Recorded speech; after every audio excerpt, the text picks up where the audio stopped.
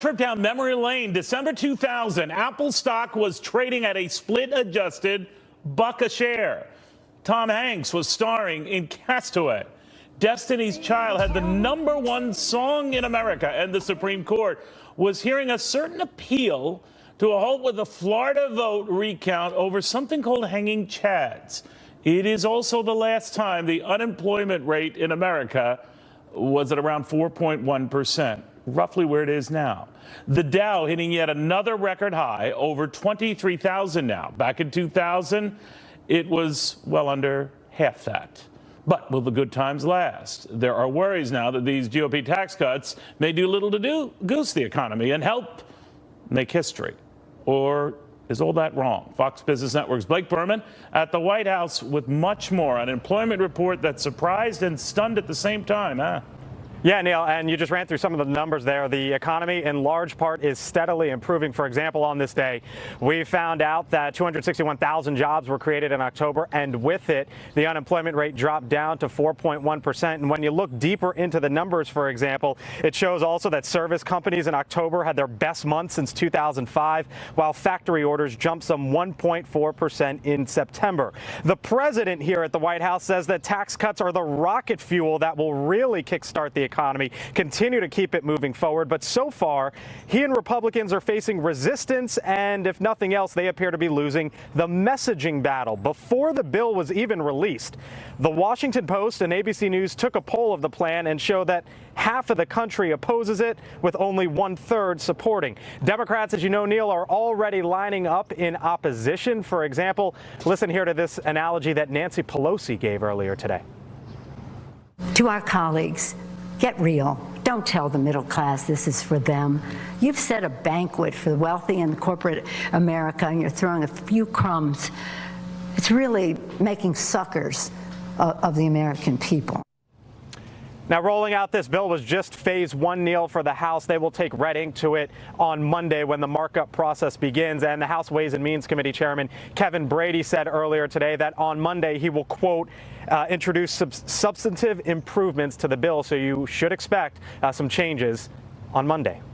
Neil? All right, thank you, my friend. Well, the markets seem to like everything that they saw here today. The Dow up into record territory, S&P, NASDAQ following along. Again, buoyed by hope that the tax cuts will do the charm, and maybe they'll fix the things that aren't the charm. But our Charlie Gasparino has discovered there are a lot of things here that might not fit everyone's bill of goods here, including many who are going to face a bill as a result of some of the goods in this.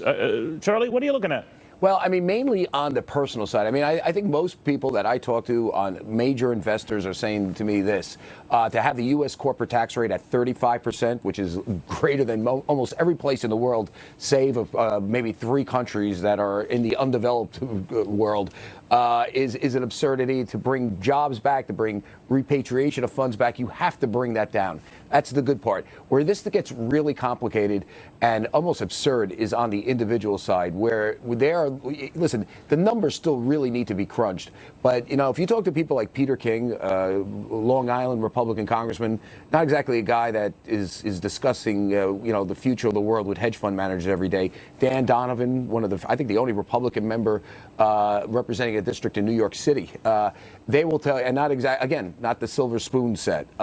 These people are saying that this tax bill, particularly the way it handles certain deductions, keeps certain deductions in, like the carried interest loophole, which does help private equity managers, take certain deductions out, like the state and local tax deduction, is going to have a big impact on middle class families. I can't imagine how it would not, Charlie. You know, you think about it, you pay a lot in taxes in these states, exponentially more than you do most others. Now, we could go back and forth on this, whether that's fair or right, or whether these guys are going to be forced to lower taxes in those states as a result, which I think is wishful thinking. Right. But it's going to dwarf whatever tax savings that a lot of folks have in those. There's just no end around it. And if you look at the individual side, it almost looks like something a Democrat might come out with. Now, you might say, why aren't the Democrats then supporting it? I mean, they're not supporting it because they want to deprive Republicans simply of any victory whatsoever, and, you know, take over the House and the Senate in 2018 and probably try to impeach President Trump. That's their end game. That's how you do it. So they're playing politics. But let's be real clear here. This is not supply side or Republican economic economics that I've ever heard. This on the personal side, maybe on the corporate side, yes, sounds great, and it is good. It should be done. The corporate side is the winning side, but you touched on something very important about how Democrats might play this. I mean, the Republicans played hoping that Democrats would, show some support for a measure that wasn't so skewed to the rich. It didn't work. Democrats are still, opposed to it.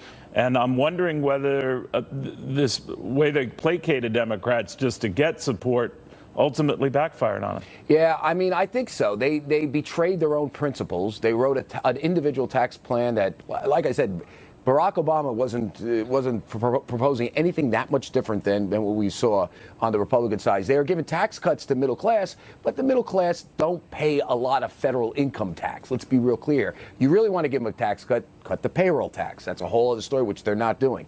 So this is something Democrats, in theory, really could live with and would like. Yet they're being proposed by people who are champions of the alleged champions of the free market, Kevin Brady, right. Paul Ryan, you name it. And I'll tell you, it's the numbers, at least according to for people, average people. If you're average in New York, it's different than middle class in Ohio. And when I say New York, the New York metropolitan area, parts of California, you're probably going to get a tax increase. I mean, you have to crunch the numbers. We don't know yet, but there's definitely not a tax cut here for those types. We certainly know, Kevin Brady, to your point, the House Ways and Means chief is going to come up with a plan, he hopes, on Monday to address some of these problems. Hopefully he does. We'll see what happens, but you're right on the money. Neil, one other thing, the markets aren't that jubilant. The markets were jubilant to the run-up. They've kind of taken a pause so they can figure out where this thing is going. Yeah, they do like, to your point, and you said this at the very beginning, the corporate part. And they have only that, and that is a dramatic thing. That's a big change. When you argue that few companies pay at the advertised top rate of 35%, you knock it down to 20%, you do so immediately. That is a big deal. There's no minimizing that. And it's going to be like a job creation big deal. But here's the thing, if you're doing that, if you're paying for it by raising personal income taxes, that is the antithesis, by the way, of tax reform. That is not tax reform. Unless it's just your taxes they're raising. I'm okay with that. Well, you're in Jersey. You're not doing so great either on this thing. That hurts. That hurts me. All right. Thank you very much, my friend. Have a great weekend. Charlie Gasparino, he's the best. Meanwhile, to Charlie's point, we've got at least 5 Republican House members who are saying no right now or leaning no right now on this tax plan. A lot of them because of this local and state tax deduction issue. With us right now is one of them who is very concerned, New York Republican Congressman Lee Zeldin. Congressman, good to have you back. Great to be with you, Neil. So not a fan right now. Well, as you're just talking, I mean, on the corporate side, thumbs up. There's a lot of great work there. But being a New York congressman representing a New York district, this proposal to eliminate the state and local tax deduction is it's pretty tough to swallow. For me, I'm a no to this bill in its current form. I would love to be able to get to yes. There was some progress in being able to bring back the property tax deduction up to $10,000. We need to get it. But would that offset it for you, Congressman? Because even in your district, it's a very high tax district. Obviously, a lot of people pay that. I would assume even the $10,000 thing on the interest isn't going to cut it. I would call it progress. You might be capturing some more of my middle-income constituents, but it's progress. But your district covers what, Congressman? Bring people up to about what your home district looks like. So I represent the 1st Congressional District of New York. It's on the east end of Long Island. This is Suffolk County. Huge tax environment there. Yeah, and while we might make a little bit more, it costs a lot more in order to get by. We have some of it's not lost on me that one of the reasons why our state and local tax deduction is as high as it is because our state and local taxes are as high as they are. So all levels of government should be working on tax relief. That's important. There are some people who say that they're subsidizing from other states. They say that they're subsidizing New York.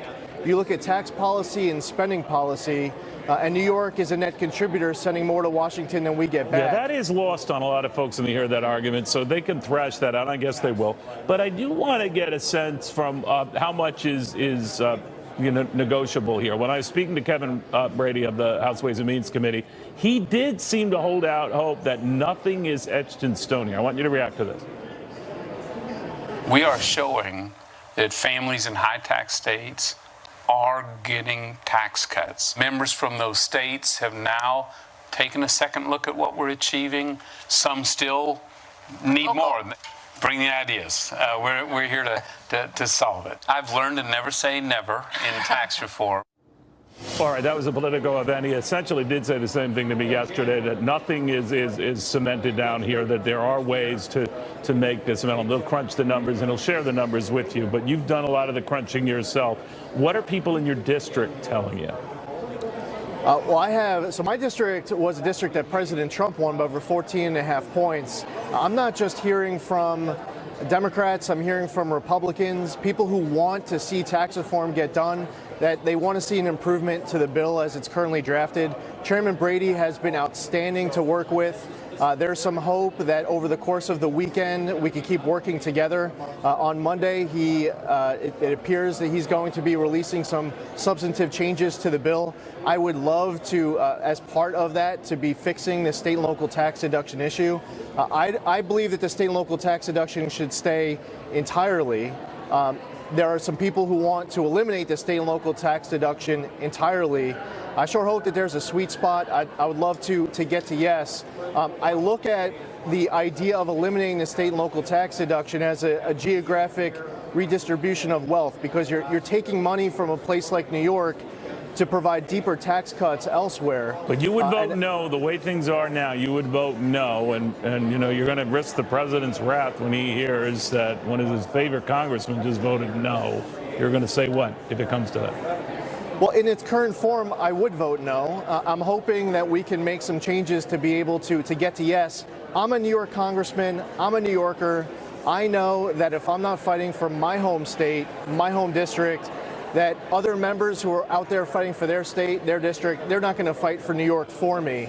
So that's why we're in this battle. I don't want any middle-income tax. There's no reason, as we're delivering tax cuts, big, beautiful tax cuts in time for Christmas, hopefully, there's no reason why anyone should be cut out of that if they're a hardworking, middle-income, low-income American. And we also have to find ways to make improvements for really all Americans, because this is something that we should all be celebrating for the holidays, not just based off what state you're from or what income bracket you're in. We shall see. Still early on in the process, to your point, Congressman. Thank you very much. Thank you, Neil. All right, you remember Bo Bergdahl, right? Deserted, was held by the Taliban for 5 years. A lot of people got hurt, died trying to rescue him. Dishonorable discharge, no jail time. The military community, apoplectic. Saturday, the New York terror investigation, Trump's critical Asia trip, and what the tax bill means for you. We're breaking down every big story live on The Cost of Freedom. Not seeing any jail time now for deserting his post in Afghanistan. You remember he was 5 years held by the Taliban, and the argument was that he put himself in that position. You know, he's the only U.S. soldier who was captured and held by the enemy, the Taliban, during the entire Afghan conflict, which ensues even today. Not one, just him. Military judge today giving Bergdahl what he calls a dishonorable discharge. President Trump blasting the decision as a complete and total disgrace. Former CIA operative Mike Baker. Mike, what do you think of this? Yeah, I think you used the word apoplectic earlier. I think that stunned, shocked, surprised. Look, just a few days ago, I was in a conversation, and I remember saying, I guarantee that Bergdahl will get some prison time. I never imagined he would get life sentence. That was, I don't think was ever going to happen. But I was certainly thinking 5 to 7 years, something to account for the fact that he deserted. He abandoned his post. He put his comrades, his brothers in arms at risk. And yet apparently that played no role. And I get the idea that, okay, he suffered at the hands of the Taliban for 5 years, but you know what? He did it because he deserted. So it was his own doing. And I think that there had to be some prison time. And I just can't figure out what that judge was thinking. You know, I don't know. There are many who get a dishonorable discharge. Retired General Joaquin was telling me sometimes you can get it for jaywalking. I think he was making an exaggeration to make a point that this hardly the scarlet letter that it would have given everything that's associated with Bergdahl. So he could still make, I assume, movie deals, book deals. There could be an enormous fortune awaiting him in recounting or showing this story. And I think Sure. for the guys who were behind trying to rescue him, free him, to say nothing of his comrades, that's got to be a double kick in the teeth. Oh, it is. No, absolutely. It's completely galling. And you know, I think there's no doubt that there's some folks out there who view this as somehow a victory. They're probably the same people who view Edward Snowden as a hero. But look, this is complicated. I get that. And there's a variety of issues here.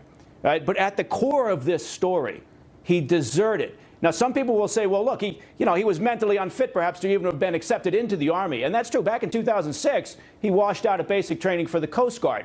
And so you could argue, well, how did he then 2 years later get into the Army? Well, remember, we were ramping up our activity. Right. And so, people would argue, I think, on that side, would say, well, so it wasn't his fault.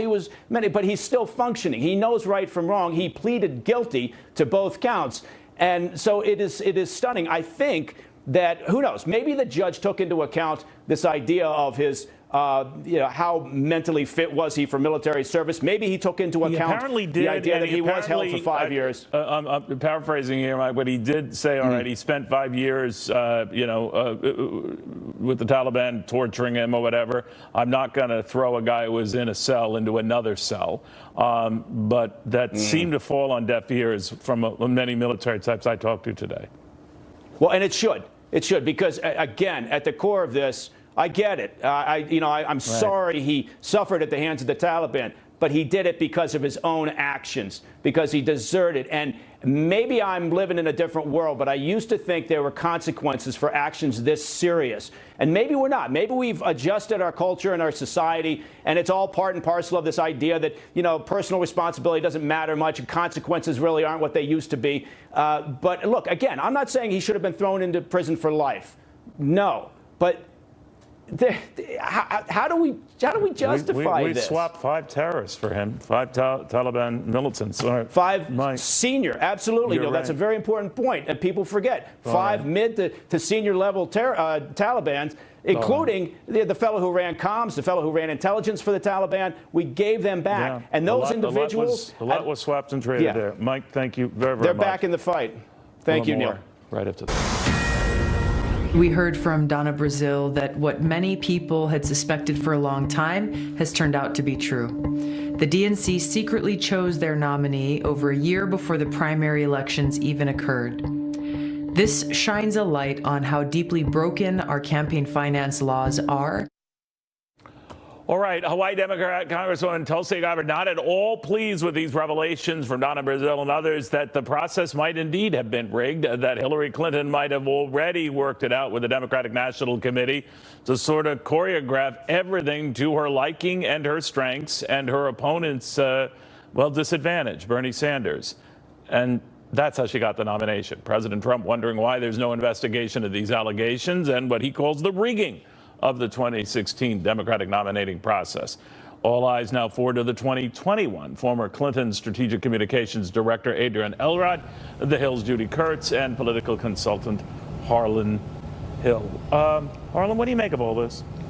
Well, it's very clear what they did here, and it was pretty brilliant, actually, so credit where credit is due.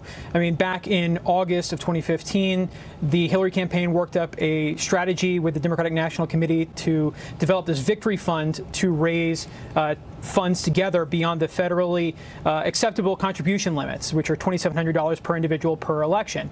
And what they did was they used this apparatus to launder money so that they could put many expenses, including consultants, on the victory fund and out of the campaign coffers. And so the DNC colluded with the Clinton campaign to launder contributions, to empower the Clinton campaign to raise much more than they would have otherwise been able to raise. To be fair, there's no absolute proof of that, but I don't know what you're saying. I've heard no, it. There is. Judy, the one thing I wanted to, let's say, or to that point, that let's say we find more proof that that was the case, would it have changed the results? Would it, in other words, have produced a different nominee? Wasn't there such a head of steam building up with Hillary Clinton that even allowing for Bernie Sanders' surprising populist appeal and surge, he still lost states by a substantial margin. And despite his victories, which were impressive, he wouldn't have gotten the nomination anyway. What do you say? Well, Neil, the problem is we will never know right. the You're answer to absolutely that question. But look, I think that the DNC really needs to invest in some Windex here for the political fallout. The cleanup that this is going to require for the fallout from this is going to be immense. But do you believe everything Donna Brazile says? This is the same woman who lied about providing questions to Hillary Clinton. Who knows if she's maybe misrepresenting this? Another thing that we don't know if that's the case, but certainly this does not look good for the DNC. It's certainly not illegal. We should point that out. No. But the political fallout is pretty big. When you have Senator Elizabeth Warren, when you have Tulsi Gabbard calling out, these are people who are supposed to be on your team if you're the DNC, calling out the team, that's pretty bad news. You called out a moderate and a liberal there. So, Adrian, hearing all of this, do you think that this is just there is the rabid left of the Democratic Party that is going to pounce on this and is properly pouncing on this. And obviously, Senator Warren is the first to come out the gate. Now, where is this going? Well, first of all, I guess Harlan is now a former spokesperson for the Clinton campaign, since he seems to be trying to speak on our behalf. Look, here's ultimately how these things work. Joint fundraising agreements are very, very common on campaigns. Al Gore had one when he ran for president. John Kerry had one. Barack Obama had one. Guess what? Donald Trump also had one. So these are very, very common. The same JFA that we signed was also presented in uniform to Bernie Sanders, who chose not to go into the agreement. Completely fine. We raised a lot of money. Why? Because Secretary Clinton knew the DNC was in shambles. They were in debt. They could not make payroll. Having a robust, strong DNC going into the general election was incredibly important. The Democratic Party establishment, wasn't that the rap against her even then? No, absolutely not. Look, again, Secretary Clinton, President Clinton have always raised money for the DNC. This is something they've been doing for a long, long time, and something that they will frankly be doing in the future.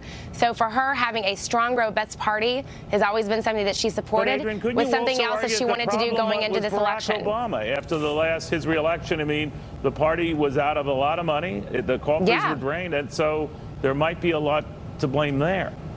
No, and look, if you read Secretary Clinton's book, she makes it very clear that she was very disappointed in the way the situation that the party was in when she decided to run for president, which is why she got to work immediately, rolled up her sleeves, harnessed her donor network to help rebuild the party. There's a lot of blame to spread around here, but it would not be the first time a campaign that has an edge would try to get close to the powers that be. Could not be further from the truth. I cannot fault Hillary Clinton for skirting the law and trying to raise beyond the federal. How did she skirt the law? Please, I mean, this is not in the spirit of the law. The FEC has very clear limits on contributions. It's not illegal. There's nothing illegal here. No, it's I not didn't say illegal. They're skirting it. I mean, it's not in the spirit of the law. Okay, I'll give you that. Okay. But here's what it comes down to. In 2015 alone, this victory fund raised over $27 million. And so what the campaign was able to do was to push payroll off into this joint fundraising committee so that they weren't having to pay for it out of the campaign coffers. This is not in the spirit of the law. Look, Donald Trump had a joint fundraising committee, but he didn't have one before he secured the nomination. He was not. So that is an important distinction Judy Kurtz here. Looking ahead to the next election, next presidential election, it's open season, right? Because about 200 people are going to be running for that nomination. Who will have the inside dibs on it? Oh, well, that remains to be seen. But I think ironically here, moving forward, especially for the DNC, the new chairman maybe ironically needs to take a page from Hillary Clinton's book, hire a lawyer, do an investigation, and find out what happened with this process. Guys, I want to thank you all so much here that we don't know, but I have a feeling in the weeks and months ahead, they're going to keep digging. All right, New York is adding a lot of concrete barricades right now after this deadly truck attack earlier in the week. This is kind of standard operating procedure now. Can you get used to it in New York? I don't know if we can. Paying over $1,000 for this new iPhone. A lot of people all over the country were waiting in lines for hours for the opportunity to take a chance at getting one. What is wrong with you people? Did you know that silver is considered one of the world's most useful commodities, second only to oil? You could invest in an oil field, or you can buy silver, the world's miracle metal. With endless uses in green energy, electronics, and medicine, discover why the experts say silver is the new oil. Silver is actually my favorite investment, particularly at this price. I think silver is going to $200 an ounce. I love silver. Call Lear Capital at 1-800-885-6000 to get this special report, Vanishing Silver, and free Experts DVD. Discover why Rich Dad Poor Dad's best-selling author Robert Kiyosaki loves silver and why these experts see silver as a win-win investment. The first 50 callers also get our Precious Metals IRA Transfer Guide and up to $600 in free gold or silver. This offer ends soon. Call 1-800-885-6000. 1-800-885-6000. That's 1-800-885-6000. Call now.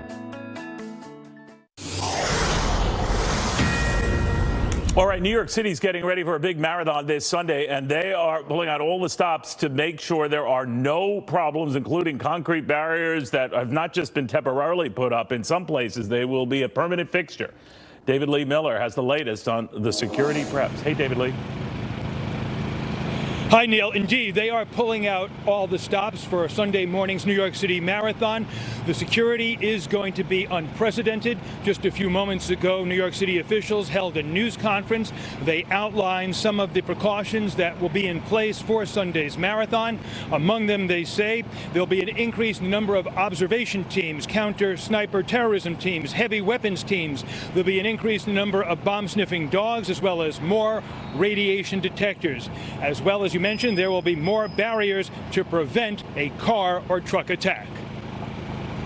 We've added more sand trucks and more blocker vehicles, the most that we have ever used in any detail in this city. Now, the sand trucks are 16-ton sanitation vehicles. They are not an unfamiliar sight for New Yorkers. They often ring Trump Tower when the president is in town. The marathon security efforts, we are told, will be a joint operation of some 20 local, state, and federal agencies. And moments ago, New York's Mayor Bill de Blasio tried to reassure the 50,000 runners and 2.5 million spectators that Marathon Sunday will be safe. From all over the globe, my message is we will keep them safe. We're working very, very closely and very well with our federal and state partners. And there is an extensive amount of effort being made and additional resources being used to keep everyone safe. I want to once again assure all New Yorkers there are no credible and specific threats against the marathon.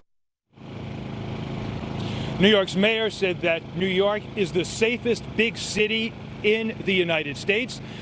And in order to keep it that way, behind me you can see some of the concrete barriers that were put in place where the rampage took place on Tuesday that killed 8 people and injured a dozen. Neil? All right, David Lee, thank you very, very much. Ed Day is with us right now. He's a former NYPD detective, commander, county executive of Rockland County, New York. Ed, thank you for coming. These concrete barriers that are being put up, and some of them are going to stay there. They're not going away. I guess it is a sign of the times. We were talking about it here with the crew, during the break. This idea that this is what happens. This is what you have to get used to. Do you? Yes, we have to always balance security, safety, and freedom. Having had time with law enforcement and also the private sector, it's a delicate balance. But at the end of the day, we have to ensure people take the best effort possible. All right, we are having some audio issues with you. I hope that we can correct it. But very quickly, is it your sense that this goes national? In other words, what we see going on in New York with walkways, bikeways, and all that, other cities do it just out of an abundance of caution because all of a sudden they almost look like military zones. Well, I think every municipality is going to have to relook at some of their efforts as it relates to maybe a different type of threat. To the extent that they're going to take whatever steps they take, that's really decided by the municipality and the law enforcement personnel who will work within that group. Again, people should never underestimate the abilities of law enforcement. I was in New York City. I mean, when I heard what occurred with this incident here. All right, Ed, I apologize. You're a great guest. Unfortunately, the connection we have with you is not, so I apologize. But Ed Day, the former NYPD detective, I guess the marathon is this Sunday. They are expecting it to go off without problem. Better than 50,000 runners, 2.5 million along the route across all 5 boroughs of New York. still on. Meanwhile, as we might have heard once or twice today, the iPhone 10 is out. Long lines for people just to get their hands on one. But I'm telling you, they are sacrificing, I think, a lot of time and their dignity at the same time. But look, I should disclose I'm an Apple shareholder. That's fine. But man, oh man, this is getting kind of crazy. I'll tell you how crazy after this.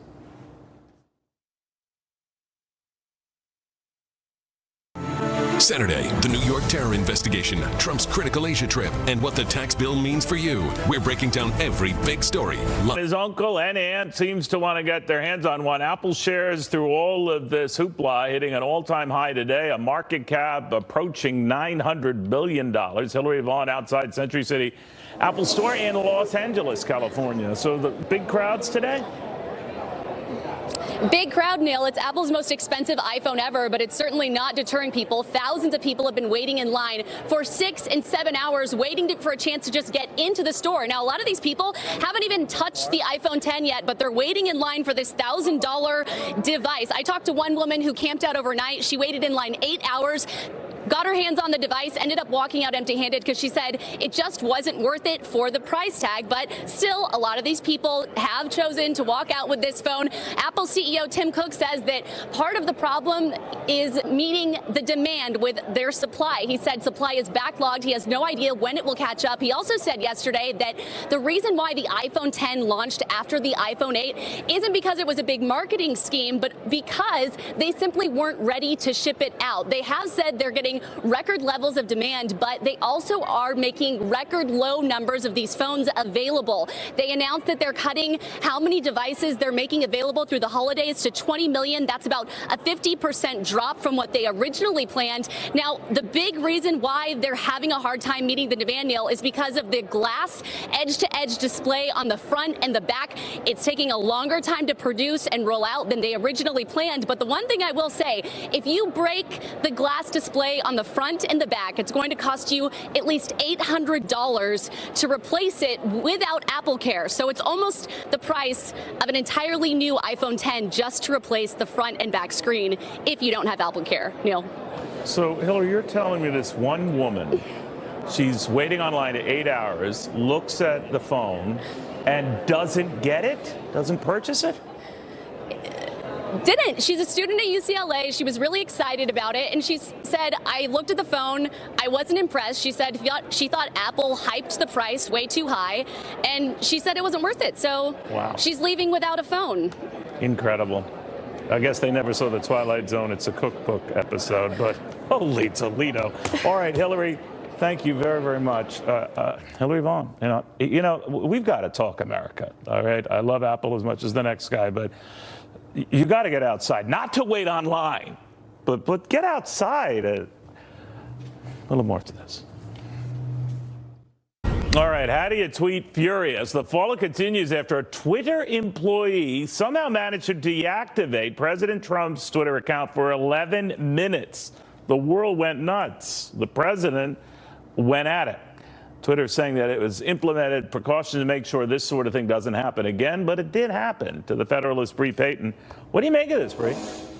Yeah, I thought this whole thing was pretty funny. I mean, as far as last day, pranks go, this employee was fired that day. It was. So he it was just her decided last to day, do right? this. Yeah, I mean, I thought that was kind of funny. Like, if you're going to do something on your last day, like, that's a pretty big bang to go out on, right? If this is your last day. But I also think that it is emblematic of Silicon Valley's resentment towards Donald Trump and Donald Trump supporters. I mean, we've seen this kind of behavior time and time again. And I do think that Twitter does suspend conservatives on Twitter a lot quicker than they suspend liberals. And one recent example that immediately comes to mind is when Instapundit was suspended for a day after what he made was very clearly a joke and wasn't even really offensive at all, right? And this is something that just kind of happens routinely, and I certainly raise an eyebrow at it. And it's not just Twitter either, right? We've seen this kind of resentment from Facebook employees. Right now, Prager University is embattled in a lawsuit against YouTube for marking a lot of their videos, which are educational educational videos as being inappropriate, which blocks kids in schools from being able to watch them, and also disenables them to be able to monetize those videos as well. So I do think that there does seem to be a theme of censorship and conservative individuals and think tanks and news organizations continually facing this soft kind of pushback from our Silicon Valley overlords. Me away here, though, is that one person could do this. I don't know with help with anyone, but that it lasted for 11 minutes. I mean, I think Donald Trump, with 40+ million Twitter followers, would be in the top 5, most popular, tweeted individuals on the planet. So it would occur, wouldn't it, after 11 minutes? Oh my gosh, the Donald Trump is down. I mean, his Twitter account is down. 11 minutes is a long time to not see that. I don't know. I mean, 11 minutes is 11 minutes, right? And I mean, it does seem that they caught it right away. 11 minutes that's the Twilight Zone episode 2. But it's just weird. The whole thing is just a little too. It is weird. And it also does raise questions about, okay, how low on the totem pole was this employee, and was a low-level employee able to suspend the president's Twitter account for 11 minutes? That raises a lot of questions about the way Twitter works and the way the company is organized and run. That's such a low-level individual. Well, if you say horrible things or you're threatening, I mean, they can take your account down very, very quickly. I know that with other sites, you have to be up on this social media stuff. I guess I can't be the only one here who is. But the one thing I find odd here is that she was able to do this clearly on her own. Right, and that was the point that I was just making a second ago, which is that, how high on the totem pole or low on the totem pole was this employee? Did she act unilaterally, or were there other employees that were helping? Yeah, that's what it sounds like. She's like a customer service employee, right? So it sounds like she's kind of low level. It sounds like she was acting on her own. I mean, how many low level customer service employees, from the description that we have and the information that we're working with, how many of these employees are able to just do that, right? Yeah. And if so, what does that say? And also, how many of these employees are biased against Donald Trump and clearly hate him and want to suspend him the second they get the opportunity before leaving? Yeah. I mean, it does kind of seem she has a little bit of a sad life there, right? If this is like the best thing that she ever gets to do. It's like when a prompter person leaves, it's their last day and they try to screw up the anchor. Definitely. All right, little joke, a very little joke. All right, thank you very, very much. Have a good weekend. Thank you, you too. All right, the president was not happy about this. He was tweeting a wildfire ahead of his big Asia trip here. A lot at stake on that trip, by the way. It has nothing to do with tweeting. Everything to do with North Korea and a little bit of warmongering. I'll explain after this. This will be the longest presidential trip we've seen in decades right now, an Asia journey that would tax almost anyone. We'll see what happens here. A lot at stake, certainly when it comes to dealing with China, when it comes to quieting all the saber-rattling we continue to get out of North Korea. Lieutenant Colonel Robert McGinnis, author of Defender, The Deeper State, joins us right now. But there is a lot on the line, isn't there, Bob, here? I mean, and how you play the China card is crucial, huh? Well, it absolutely is, Neil. Not only are we seeing a major increase in Chinese capability, military capability, they're an economic giant, the world's largest. And when Xi Jinping at the 19th Congress just finished, he solidified his power. So we're going to see him around for a long time. He stacked the Politburo with 5 of his lackeys. And so he's going to be in power much like... What does that mean? I wonder, he's now right up there with Mao Zedong, and I'm wondering, you're Donald Trump and you're trying to deal with this guy, try to maybe force him to try to do something about North Korea. But now that he's darn near a deity, how do you do that? Well, it's going to be very hard. The president goes over there with great expectation. He's got a couple dozen businessmen with him hoping to get some deals, but I don't see that Xi's going to bend. After all, at that Congress, he made it very clear in that 2-hour speech he gave that he is going to bolster their economy. It's going to do much better, and that's a tough sell. And then, of course, they're going to become a global power more so than they are. But don't they need us to do that? Oh, clearly they do. And so I think that Xi will give the president some of the things that are going to make headlines, but I don't think it's going to be access to certain markets that the president clearly wants for America. And that's very key here. And the president, I suspect, is pretty sanguine about going over there, understanding that there's only so much that he can get. But he wants to settle, as you indicated, Neil, this North Korea mess. And they've got to cut the oil. They've got to send back the cheap labor. They've got to do something about the smuggling and, of course, the Chinese banks that are doing things that are undermining the sanctions. And Xi could do something if he really wanted to. And it's a matter of... What do you think they are, though, Colonel? Do you think that they, with the promise that they were going to freeze all lending and financial dealings with the North Koreans, and this was, system-wide through China, through the Bank of China, that all banks have to comply? Do you believe they're really doing that? Well, I think that they're doing in the pretense, but the reality behind the scenes, they aren't. And they know the Russians are not being terribly cooperative either. So, no, I don't think we're going to go away from that scene in Beijing here next week with what we really need, and that is rock-solid assurances that the North Koreans are going to be cut off at the knees if, in fact, they continue on this missile and nuclear program. That's what the Japanese, that's what the South Koreans want to hear. And I'm afraid that if we don't get something solid, then you're going to have, President Moon in South Korea, they're already talking about increasing their own spending and their own potential nuclear program. Because, if you're going to have a nuclear neighbor that's unpredictable, you need to have some way of protecting yourself. So there's a lot at stake here. Yeah, can you imagine if North Korea pulls any stunts or missile launches or tries to just act up, Which they probably will, Neil. Yeah, you're probably right. Colonel, thank you. Very good seeing you again. Good, thank you. All right, you can imagine that will be a busy trip, and of course we'll telegraph it for you. David Asman and the gang here on a special live Cost of Freedom tomorrow to take you through that trip, what's at stake, and also the status of these tax cuts. Remember, while the chief's away, the details and the congressman will play. We're on that. See you then.